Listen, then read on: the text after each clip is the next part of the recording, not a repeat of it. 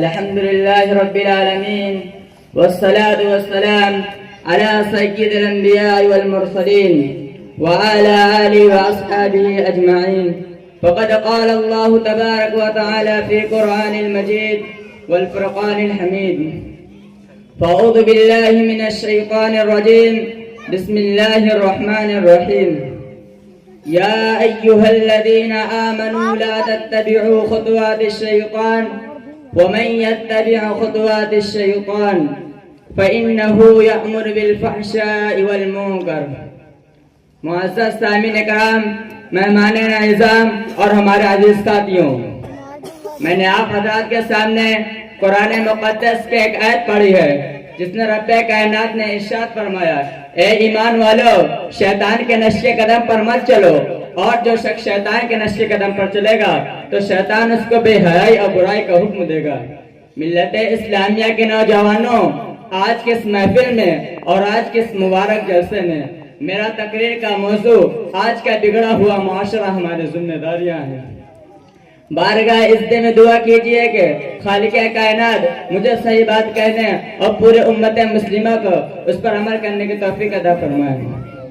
نوجوان دوستوں، آج کے اس نازک دور میں ہمارا معاشرہ اور سماج کے کن کن خرابیوں سے دوچار ہے، ان کے اسباب و وجوہات کیا ہیں، ان سے مقابلہ دفاع کے کیا تدابیر ہیں، ان کو اس مختصر میں بیان کر دینا اور ان پر تفصیلی روشنی ڈال دینا دشوار ہی نہیں بلکہ ناممکن سا معلوم ہوتا ہے. لیکن سر دست دور حاصل کے بعد شدید فتنہ کی وضاحت کر دینا چاہتا ہوں.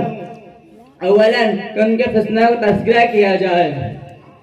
وہ اسباب کہ جنہوں نے معاشرے کے بنیاد کو ہلا کر رکھ دیا ہے اور امت مسلمہ کے دامانی عفت کو تار تار کر دیا ہے، ان میں سے سفلی عمل کرانا اور کرنا، غیر مشروع طور پر گندے تعویذ کرنا، غیر شرعی کاموں میں منت مانگنا، ماں باپ کی نافرمانی کرنا، مردوں کا ٹخنوں سے نیچے پیجامہ پہننا، غیر مردوں اور مردوں کا بے محبہ ملنا جلنا، لغو تفریحات میں وقت ضائع کرنا، موبائل ٹیلی ویژن پر خواہشات اور حیات مضامین کا نشر، ان کا دیکھنا اور سننا، سنیما دیکھنا، جوا کھیلنا، عورتوں کا بے پردہ رہنا اور ننگے سر گھومنا پھرنا، گلا بازو اور پیٹ کا کھلا رہنا، باریک لباس پہننا، شوہر کی امانت میں خیانت کرنا، حفاظت میں نامحرموں کے ساتھ کام کرنا، بے پردہ بازاروں میں جانا، نوجوان اور لڑکوں اور لڑکیوں کا کالج مخلوق تعلیم حاصل کرنا. الغرض بہت سے خرابیاں ہیں جو ہمارے معاشرے سماج میں جاری و ساری ہیں. محترم حضرات، یہ بھیانک بیماریاں ہیں جن کا تذکرہ اجمالی طور پر میں نے آپ کے سامنے رکھا. طول میں نہ جاتے ہوئے بعض شدید فتنے کی وضاحت کر دینا چاہتا ہوں. مناسب معلوم ہوتا ہے کہ اولا اس فتنہ کا تذکرہ کیا جائے جس نے شرم و حیا کا جنازہ نکال کر مکاری و عیاری کو عام کر دیا ہے، جس لوگ فیس بک، انسٹاگرام، یوٹیوب، گوگل کے نام سے یاد کرتے ہیں. حضرات، ایک دور تھا کہ گانا بجانا، ناچنا اور منہ کھول کے غیروں کے سامنے بیٹھنا معیوب شمار ہوتا تھا. اونچے اور بڑے درجے کے لوگ تو درکنار، کم درجے کے لوگ بھی اس کو بے حیائی اور برا پر یقین کرتے تھے.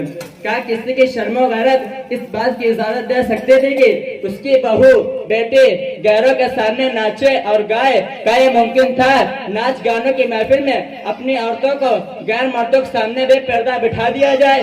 ہرگز نہیں. لیکن افسوس، صد افسوس، آج ہر شہر میں ایک نہیں کئی سنیما ہیں جہاں مردوں اور عورتوں کے گول نظر آتے ہیں.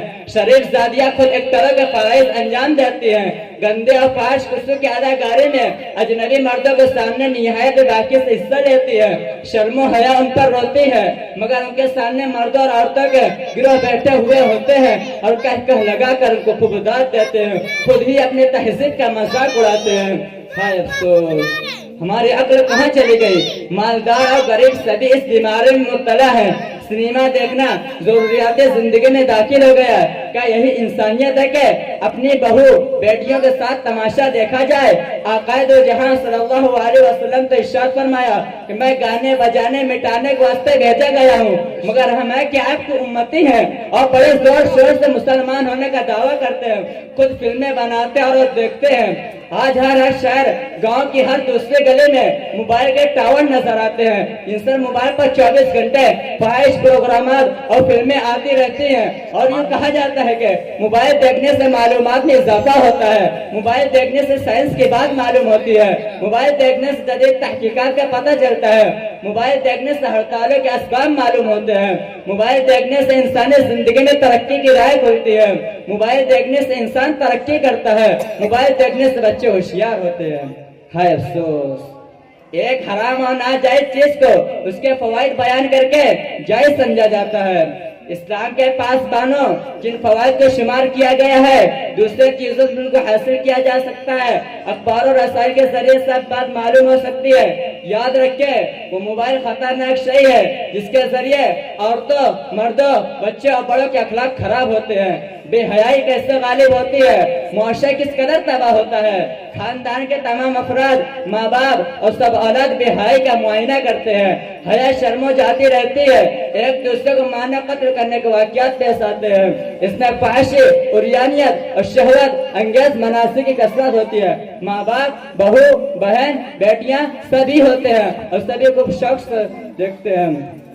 محترم سامعین، جس موبائل کے بے شمار ہونے کے فوائد بتائے جا رہے ہیں، حقیقت میں موبائل انسانیت کا دشمن ہے، موبائل عاشق فیاری ہے، موبائل تباہی و بربادی ہے، موبائل سے عیاری و مکاری پھیلتی جا رہی ہے، موبائل سے زناکاری و بدکاری عام ہوتی جا رہی ہے، موبائل سے شرم و حیا کا جنازہ نکلتا جا رہا ہے، موبائل سے دنیا و آخرت دونوں کا برباد ہو رہی ہے، موبائل سے خدا اس کا رسول ناراض ہوتا جا رہا ہے۔ ملت اسلامیہ کے جیالو، ہماری ذمہ داری ہے کہ قوم و ملت کے اس بھیانک بیماری سے بچانے کی فکر کرے، تقریر و بیانات کے ذریعے اس کے ناجائز ہونے اور اس کے قباحتوں کا تذکرہ کرے، تصنیفات و تعلیفات میں امت کو سلیبہ موبائل سے بچنے کی تعلیم دے، عقائد و جہاں صلی اللہ علیہ وسلم کی سیرت اور زندگی ان کے سامنے رکھے جو کہ قیامت تک آنے والے انسانوں کے لیے نمونہ ہے، اپنے گھر، خاندان اور رشتہ داروں اس متعلقین میں اس وبا عظیم کو جنم نہ لینے دے، اخبار اور رسائل شائع کر کے امت کو اصلاح معاشرے کا دست دیا جائے۔ اپنی تقریر کو میں ختم کرتا ہوں شاعر کے ساتھ۔ برباد گلستہ کرنے کو ایک ہی الو کافی تھا، برباد گلستہ کرنے کو ایک ہی الو کافی تھا، ہر جیم میں الو بیٹھا ہے، انجام گلستہ کیا ہوگا؟ وآخر دعوانا الحمدللہ رب العالمین۔